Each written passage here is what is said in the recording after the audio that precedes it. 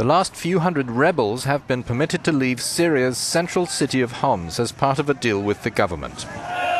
The army is back in control of the symbol of the resistance against President Bashar al-Assad.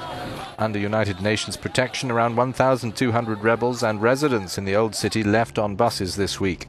This was in exchange for the release of dozens of captives held by rebels in the north. The last rebels were let out, human rights monitors confirmed, when the humanitarian aid that was part of the deal arrived elsewhere.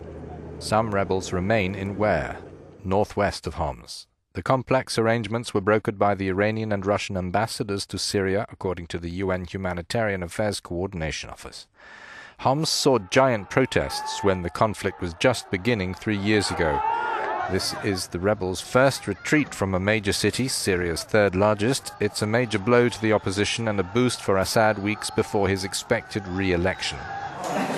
This became the capital of a revolution. It was besieged the longest, for 2 years. It was the regime's way, with heavy bombardments, of battering the rebels. Civilians caught there with them also suffered, close to starvation.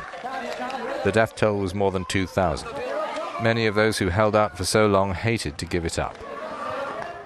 The deal came at a summit in Geneva where previous efforts in February had failed.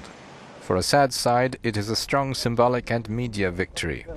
The rebels knew they wouldn't get out alive if they didn't compromise, and count on fighting on other fronts now. In Aleppo, as Homs was being evacuated, other rebels blew up the Carlton Hotel that had been dear to pro-government soldiers and militias. That killed 14 people. The total death toll in the Syria conflict has been more than 150,000. It's become increasingly sectarian. Rival regional powers have backed either the Alawite Shiite Assad or the overwhelmingly Sunni rebels. The elections approach with the opposition divided and yet denouncing the polls as a farce, with Assad enjoying all the attention of state media.